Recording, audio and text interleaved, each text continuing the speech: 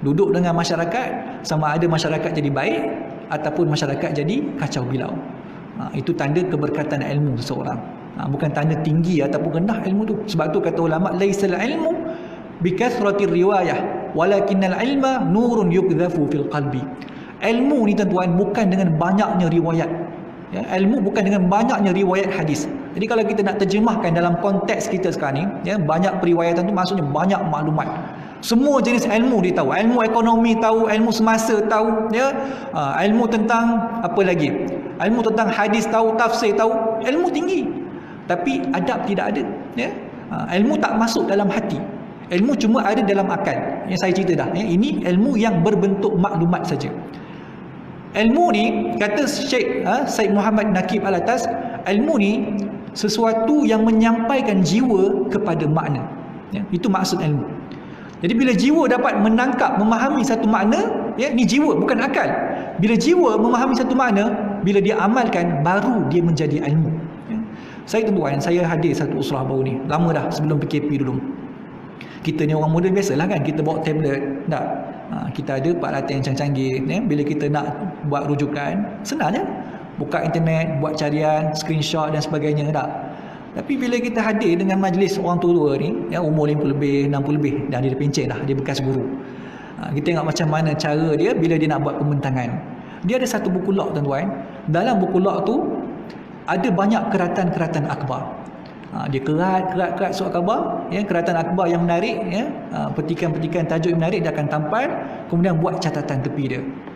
Jadi bila kita tengok benda tu, tuan-tuan, kita terfikir kadang-kadang cara orang lama ni memang cerewet, tak? Cara orang lama ni memang nampak susah. Tapi proses yang panjang ni akan menyebabkan ilmu tu lebih melekat dalam dada dia. Okay? Bila nak kerat tu bukan senang. Nak kena kerat, nak kena baca dulu, ya. Bila baca, garis, highlightkan poin-poin yang penting, kerat, ya. Lepas tu stapler, gum, buat catatan. Ni kalau tablet, tuan-tuan, ya, handset kita, tekan dua jari, pap, terus screenshot. Tapi berapa banyak screenshot yang ada dalam handset kita? Tak.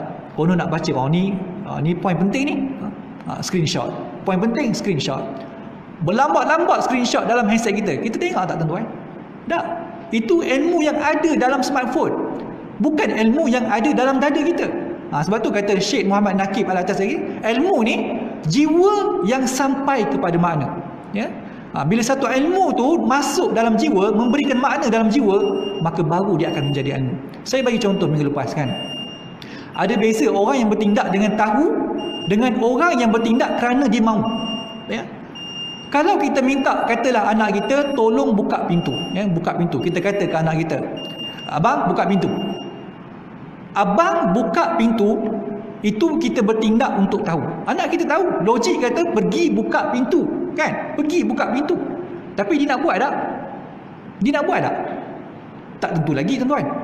Tapi bila kita guna, ya, istilahnya the magic words, ya, perkataan yang ajaib. Abang tolong buka pintu. Tolong buka pintu. Tadi buka pintu, kan? Bila tolong buka pintu, dia tak masuk dalam sini, dia akan masuk sini. Jadi dia akan bertindak kenapa? Kerana kemahuan dia. Dia dipujuk, ya? Kemudian dia dipuji, ya? Kita minta tolong dia, bagi penghargaan pada dia, baru dia nak buat. Macam tu belajar ilmu, tuan-tuan. Belajar ilmu, ya, kalau kita sekadar tahu, pelajar-pelajar yang belajar di sekolah, kalau sekadar tahu, dia simpan di sini, ya. Simpan di sini, belum tentu dia akan amalkan. Tapi kalau dia belajar masuk sini, maksudnya jiwa tu dapat makna, mencapai makna, dia akan amal ilmu tersebut.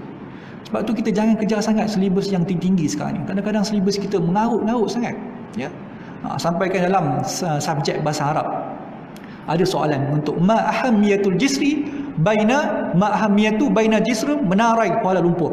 Apakah kepentingan di antara jambatan dua menara Kuala Lumpur? Ya Allah, tuan-tuan.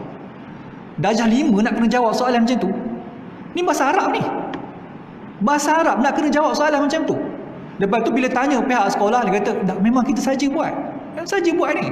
Kenapa? Kita nak biasa dia susah-susah.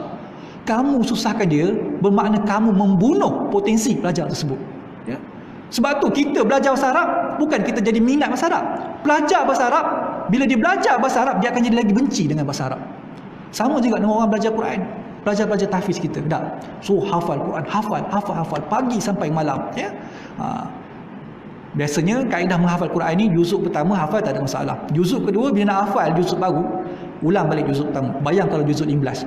Daripada juzuk pertama sampai juzuk 14, ya. Juzuk pertama tadi snowball, ya, besar ni. Juzuk pertama sampai 15 snowball dah jadi besar ni.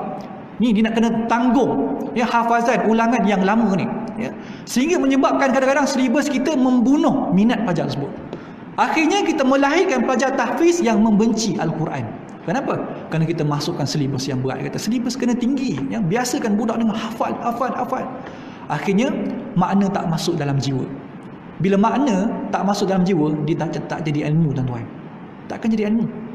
Sebab tu kita jangan kejar sangat silibus-silibus yang tinggi. Tanya anak kita, okey, apa yang kamu belajar hari ini? Saya belajar sekian-sekian. Macam mana kamu nak praktiskan apa yang kamu belajar ini? Yang tu kena tanya, tuan. Disebut dalam dunia pendidikan dipanggil sebagai functional education. Pendidikan berfungsi, ya. Pendidikan, tuan-tuan, bukannya pendidikan yang duduk di dalam pagar sekolah. Ini pendidikan ni bila keluar daripada pagar sekolah, hilang semua ilmu yang belajar. Bagi dia ilmu, pengajian, pendidikan hanya dalam pagar sekolah. Tak, tuan-tuan.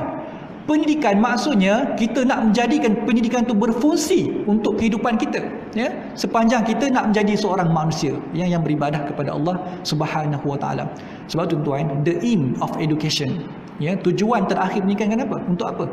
Untuk kita nak melahirkan bakal-bakal ibu, bakal-bakal bapa, bakal-bakal suami dan isteri, ya. Itu tujuan pendidikan. Anak-anak kita ni jangan tengok dia akan jadi peguam, jangan tengok dia akan jadi doktor. Tak. Tengok dia macam mana bila dia jadi seorang ayah, macam mana jadi seorang ibu, kan? Kalau dia tak boleh nak berkemahiran sosial, ya, dia tak pandai nak menguruskan emosi diri, ya. Kalau dia tak pandai, kalau tak ada integriti, ya, kalau dia tidak amanah, kalau dia selalu menipu, kan? Kalau dia tidak beradab dengan orang tua, kalau ada sifat baran dan sebagainya, macam mana bila dia jadi bapa nanti? Macam mana bila dia jadi seorang ayah nanti, ya? Adakah dia akan mendidik anak dengan baik? Itu kita kena fikir, tuan-tuan, ya. Jangan fikir tentang keputusan pemeriksaan anak, tapi fikir macam mana masa depan anak kita bila dia berkeluarga satu masa hari nanti. Jadi itulah, ya, sekadar perkongsian kita, tuan-tuan, yang mudah-mudahan